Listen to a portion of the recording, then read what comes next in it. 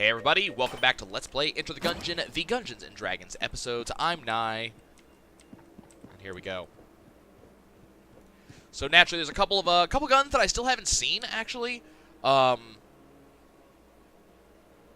know, some things that I still haven't done. So basically we're aiming for those. I really want that clone run. I do. That's my major goal right now, is to have a run with clone. Get to the get all the way up to the lich. Beat you know 2 out of 3 phases of the lich. Die on phase 3. Restart the run.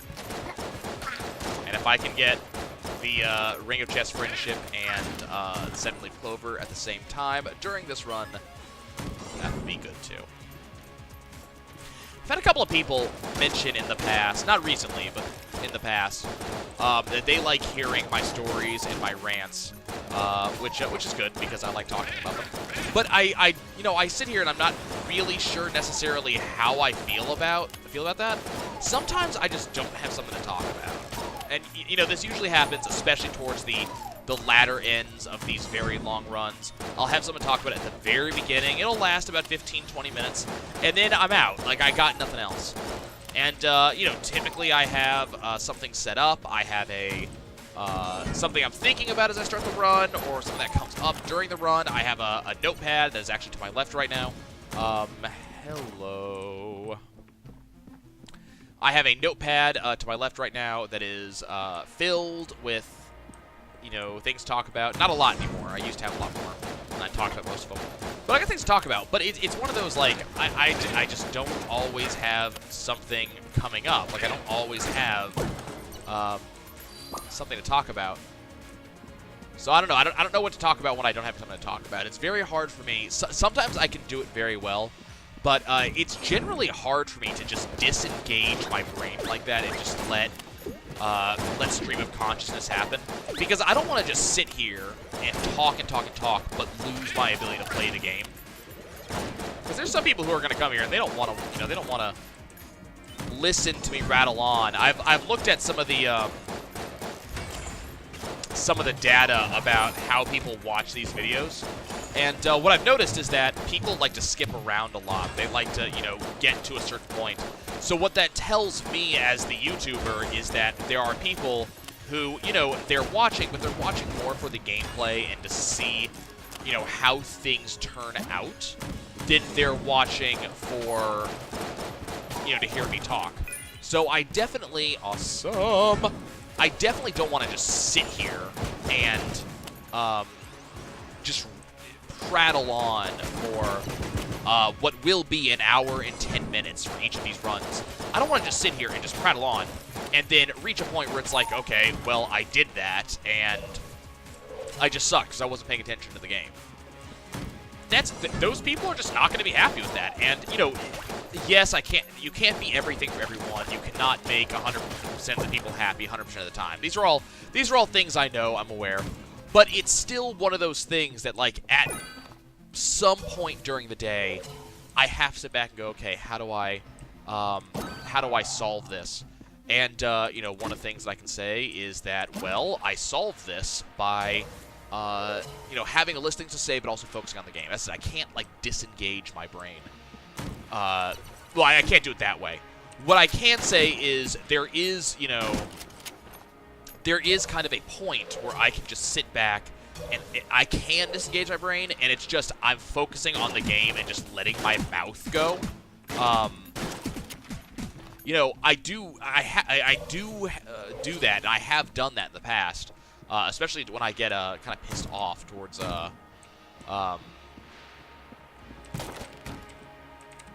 what's the word? When I, you know, potentially get pissed off in, like, the where is? Oh. When I get pissed off in bullet hell and something just went wrong, and you know, at that point I'm like, well, screw you, game. So I do have the ability to do it. I can't. It's like a berserker switch. I can't turn it on. It just goes. So it's definitely one of those things that I sit here and I'm like, okay, well, you know, I would love to be able to force this to happen. I just don't know how. But if I could just do it, that would make my life so much simpler when it comes to commentary. Because it absolutely is one of those things that's like, well, if I could do this, never have to worry about commentary again because it will just free flow happen. I'm bad at the stream of consciousness. I always have been. Whenever we had you know, I've taken a number of creative writing courses because one of the things that I wanted to be, apart from a teacher, I wanted to be a writer. And did a lot of creative writing, especially when I was a younger kid.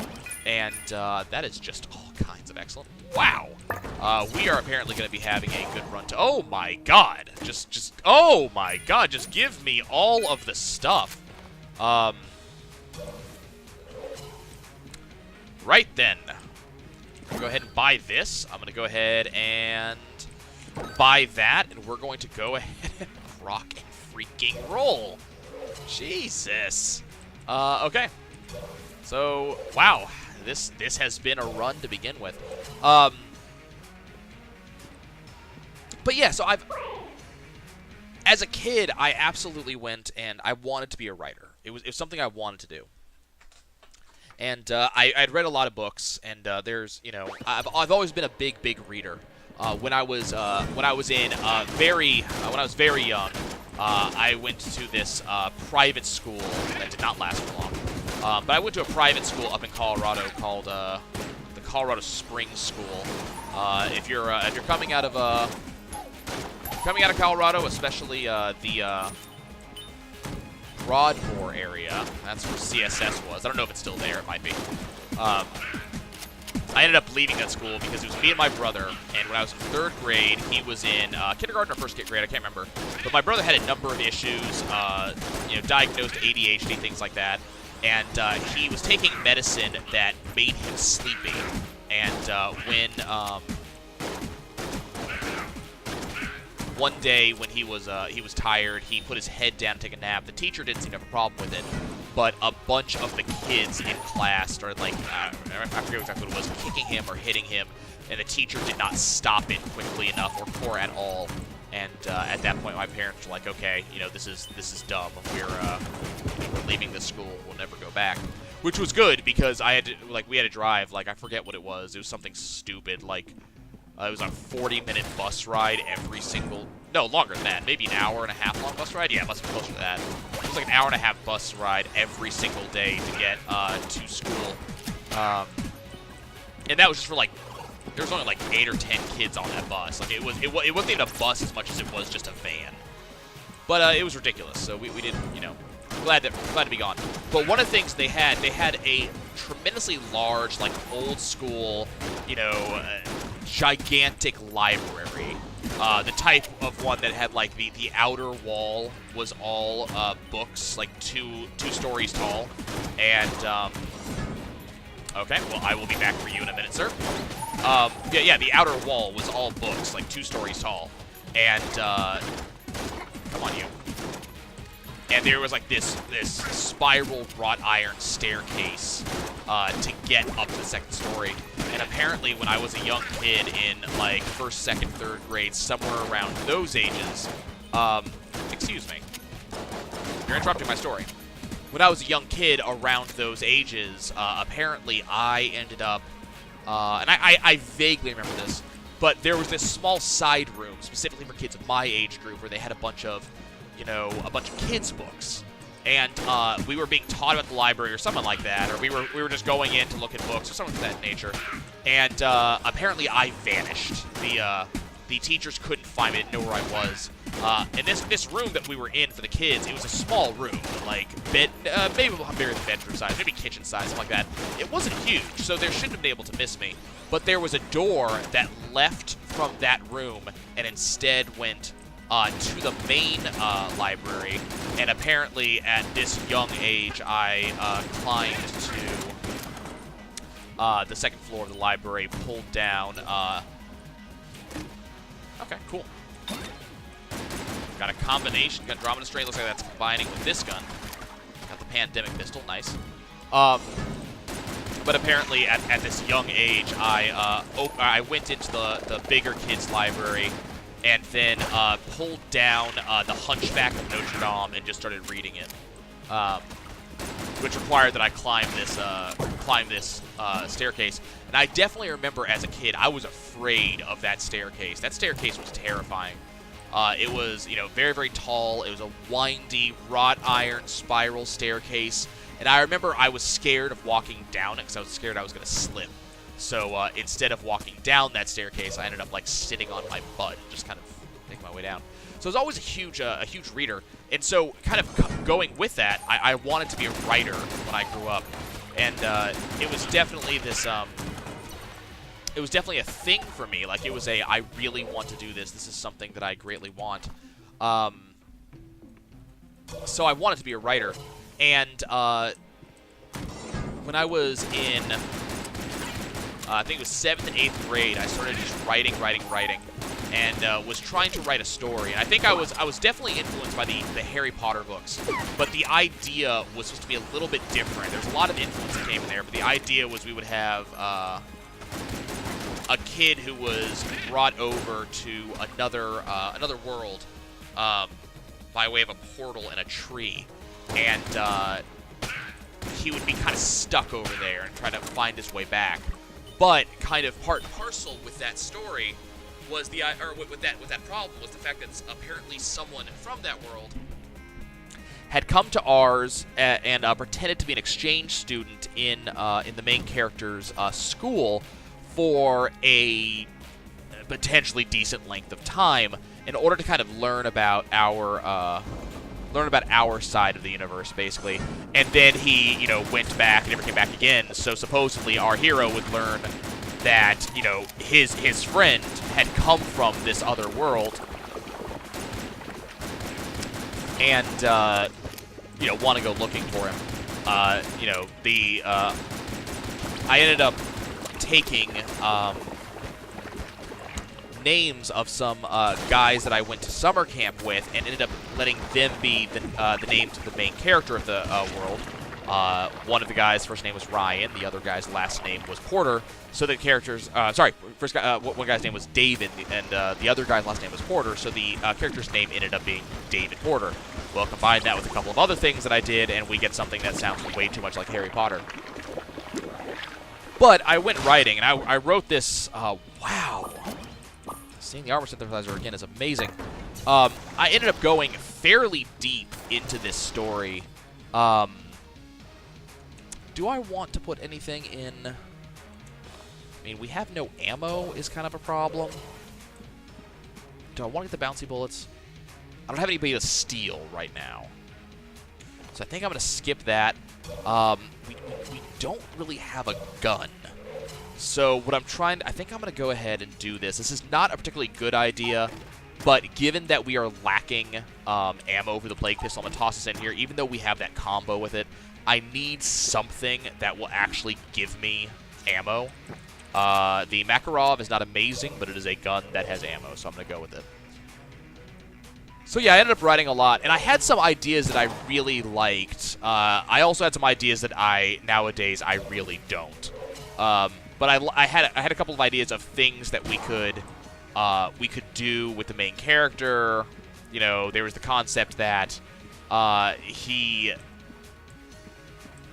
would end up... I forget what it was. I know that I had the characters go to a magic school that ended up being too much like Harry Potter because I was trying to include school friends in the story.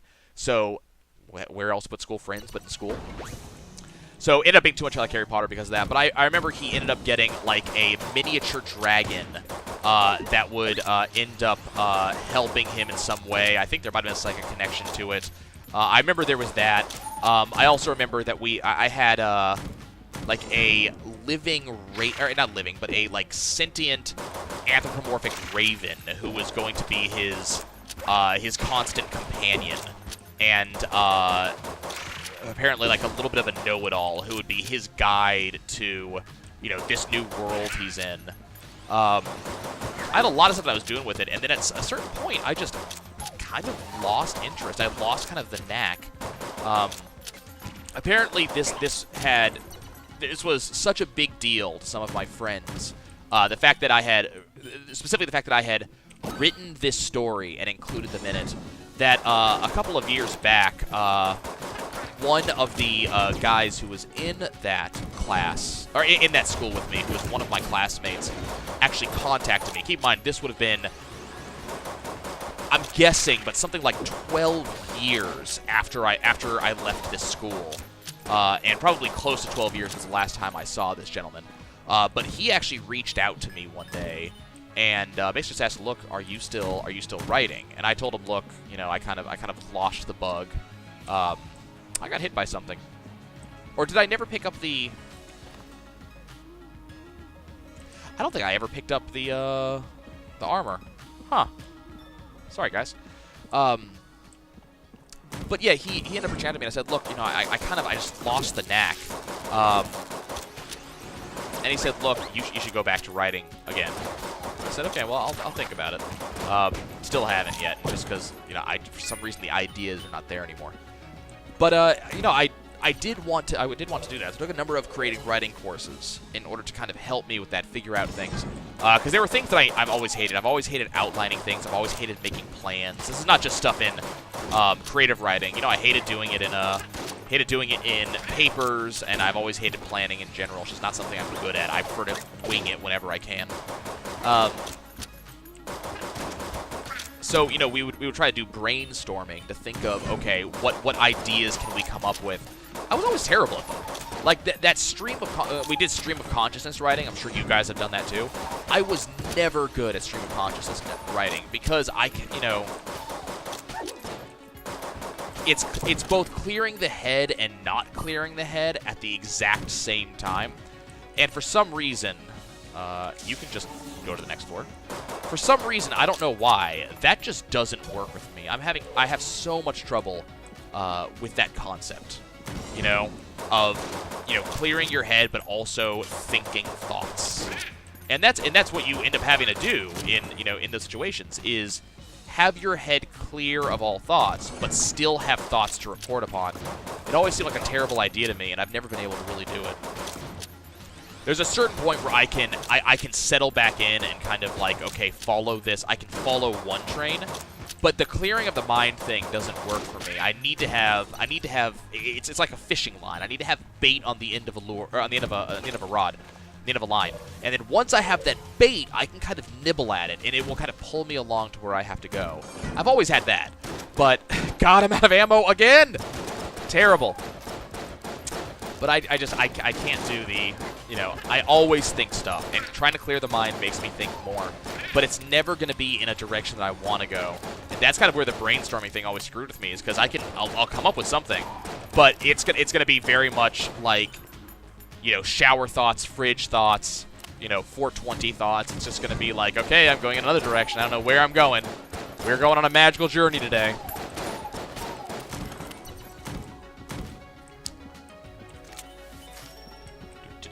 We're going to transport that one as well and hope that they upgrade to something stronger.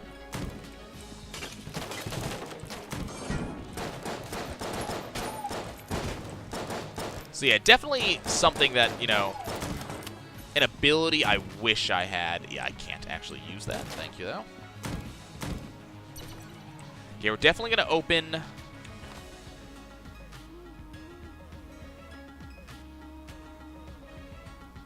We don't know which one this is. This could be gun or this could be passive. I'm going to go for it. It's passive. Ah, damn it. It's passive. I don't actually want. I should have just knocked it down. I should have just sent it along. Apparently we're going to be fighting the boss with the starter pistol.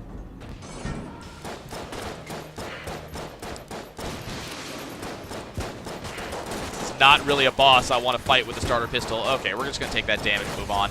I have so much health right now that I'm not too worried about not getting the master round. But yeah. I don't think there was any chance of me doing this with the starter pistol and actually getting the master round here.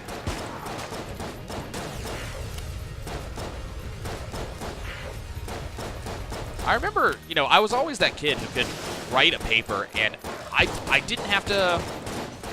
I was happier doing math and not showing my work. I was happier writing a paper and not outlining it. I mean, nowadays I understand some of those, why some of that's important, especially when you're talking about, you know, taking notes, writing outlines. I was never a take notes kid. I was always a I'll remember it or I won't. And I remember why. Because I remember being, very specifically, being in, I think it was 6th grade. And we were doing a bunch of math in a pre-algebra class. I think it was 5th grade? No, 6th grade. We were in a pre-algebra class, and we were trying to do a bunch of math, but for some reason at the time, I couldn't get the TI-83 calculator. I don't know if they were out of them at the store, or we just didn't have the money or something like that, but for some reason, I couldn't get the calculator. And I remember, you know, the teacher was kind of a little bit annoyed at me because I couldn't get this. But at the same time, I was the kid who, I just did all of it either on paper or on my head. And I remember the teacher eventually becoming, not amazingly so, but a little bit impressed with me that I actually did do, you know, all the math in my head. And that's gonna go down 2. I can only use it one more time. So we'll send that down. I'll go ahead and open this and hope it's something good. A key plus a flash ray. Okay. But so I remember he showed me this little mini documentary on quote-unquote the human calculator. And I don't think the idea was that was me. I think just the idea was that I could do, you know, that I could have potentially done something. That there was room for that type of thing. But I always remembered I remember doing it just on paper. And that kind of carried over. So nowadays, I'm a lot better at taking notes. Like, I have to. Like, I do a lot of these meetings at work, and we go over a lot of stuff. Some of these meetings, like today I was in, you know, almost 3 hours worth of meetings. You have to take notes if you're going to know what you're doing and kind of what you're working on. So I had to learn to take notes eventually. But I never really liked taking notes in school. You're a jerk. Never liked taking notes in school. Never liked, you know, showing my work in math. It's all stuff that just, it didn't appeal to me. It didn't feel important. And I guess that's a little bit of something that I guess was maybe the teacher's fault, but it, you know, didn't feel important. There was always something else that felt important. Yeah, that felt important. I'm good at English. There's always other things that felt important in classes, better stuff to do. But it was always important to me to remember this stuff, and that's what I did. And I generally did very well. But I didn't take notes. I didn't study, and like that stuff wasn't a big deal. Wasn't important. I learned very quickly that I could wing it without a lot of problems, and you know, fake it until you make it was basically my style for a while. Which ended up working out. I mean, oh hi friend. No, come here. I'm dealing with you and not your combo. Hey.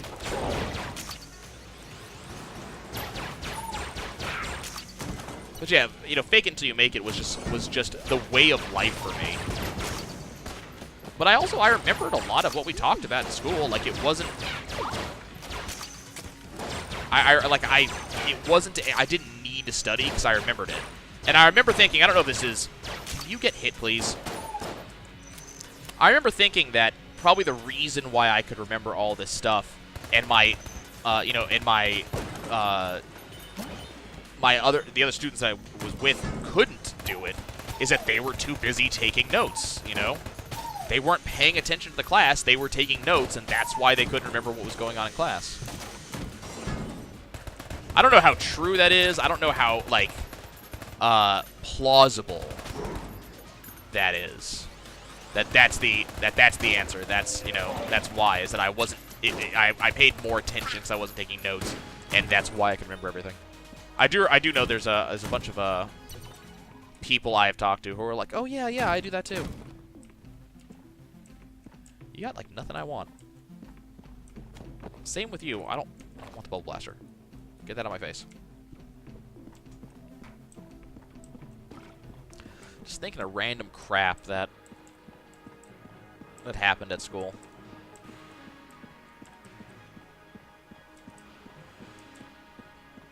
A lot of reasons that school and me did not work. Nowadays, I regret that, naturally. I think a lot of people I talked to who didn't work well in school ended up regretting it eventually.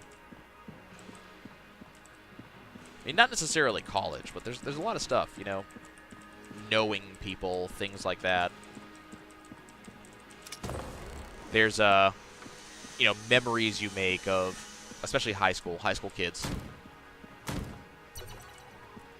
I guess I'm going to open it, and the reason I'm going to open it, hello, we have a combo, apparently, with the Makarov. With the Makarov. I think what's going to happen is if I try to push them to the next floor, I'll succeed. But when I succeed, I won't be able to get them. Because I don't know, first of all, I don't know what next floor they're going to push to. Oh, that was good. I don't know if they're going to push to the rat room, or the rat floor, or if they're going to push to chamber 4. But in addition to not knowing that, what I also don't know is if it is in the rat room, will I even be able to access it? Could it go to maybe one of the rooms I'm not supposed to go to?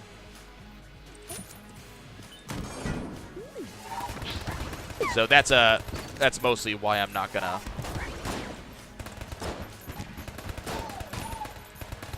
Why I'm not pushing these chests to the next floor. I'm a little bit concerned about that. I am kind of curious how that works, though. I'm gonna have to go look that up and see.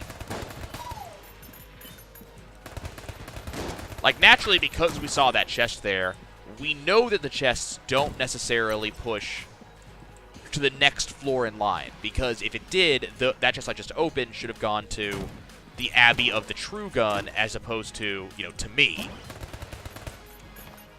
But it didn't, so we know that didn't work that way.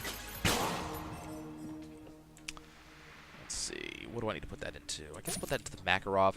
We're going to end up going and buying another blank, so I'm not too worried about it. Just wanted to make sure we got that secret room.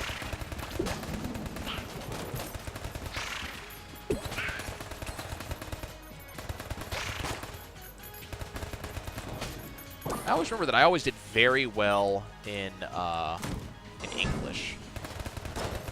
It's very, very weird. I remember as a kid thinking that I could hear the wrong grammar.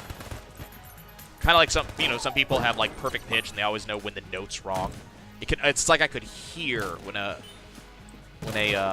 word was not conjugated correctly or not spelled right. I could feel out how to spell things. Did particularly well in like English courses and spelling tests.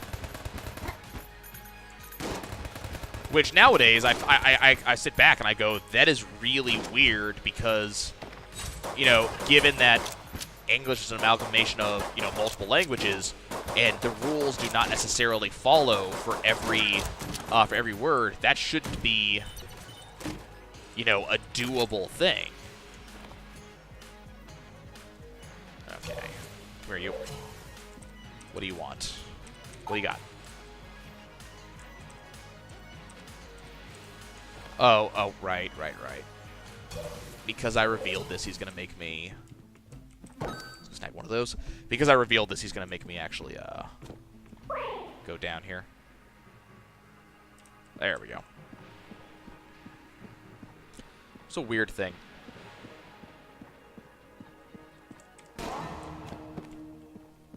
See, I got to 28 minutes. I got to 28 minutes, and now I have run out of things to say on that particular tangent. Give me stuff. So he's going to give me explosive decoy. You know what? I guess this is a good item to have.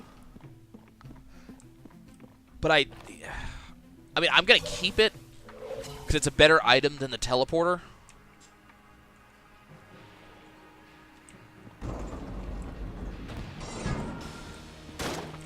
But I don't really have anything I want to steal from either of these two jokers. I'm just going to walk right into that damage. Don't even mind me none.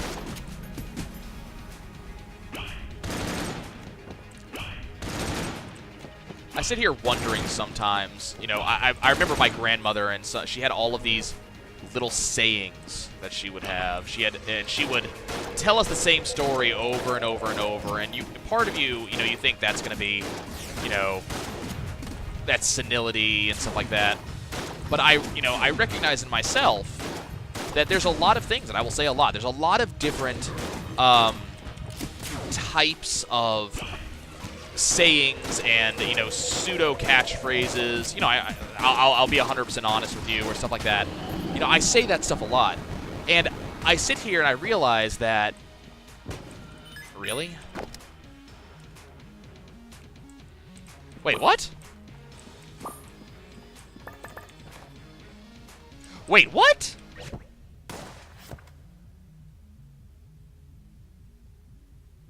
You guys saw that, right? That he gave me an item that I'm currently holding? Like, I'm not the only one that saw that, right?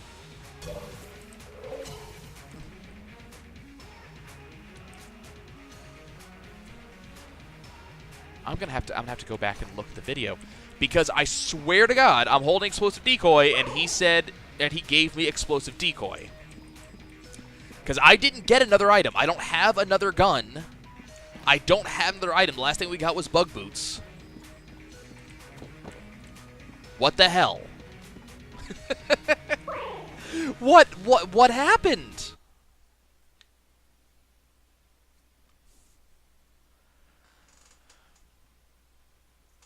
That is so weird. That is so weird. Okay, I'll be right back. Okay. Let's do it. I remember I was driving home from work one day, and part of my drive on the way home from work specifically, I drove over this really extraordinarily thin bridge, and the Huey P. Long Bridge, for those of you who know. For those of you who know New Orleans. And a couple of years back, this bridge was under construction for, I forget how long. It was some absurdly long time. Like 2 years straight or something like that. So, it was down to like one lane in general. And that's a problem on a bridge as long and as this is. It's way above the Mississippi. It's fairly long. It's dark. So, you're sitting here in this extremely long and dark bridge. It's one lane. Which is kind of a problem. Now, I remember passing, there was very commonly, like, police on one end of the bridge or the other, during this construction period, because they were making sure that people weren't speeding too much. They were making sure that people were, basically just not being stupid, essentially. It's New Orleans. Drivers here are really, really stupid sometimes. They were trying to prevent that as much as they could. There actually was a police station, or is a police station, kind of right there. But there were just officers everywhere one night. And I remember distinctly thinking to myself, man, I wonder if the police are spawning near here tonight. And then I paused for a second. And then I went, wow. I play way too many video games if I just thought that the police are spawning. I don't know if I was playing, like, Grand Theft Auto recently or something like that, but, man, that is a certain level of stupid that I don't think I have hit in a long time. I don't know if I can hit that level again. There's going to be a lot of you played too many games or too many video games wins. There's just so many things that we know as gamers that we see all the time. And you just end up, yay. Oh, I'm just taking all the damage. We haven't even gotten to. We haven't even gotten to the second phase yet, and I'm already down to 1 heart. Yeah, we are. Am I even gonna beat him?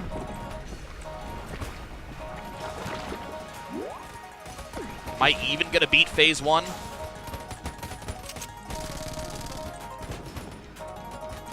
Did that. No, I'm not going to beat Phase 1 because apparently I'm going to get hit by that. I'm so sorry, guys. I'm going to keep this episode, though, because I talked about a lot of stupid shit, and I will talk to you guys next time.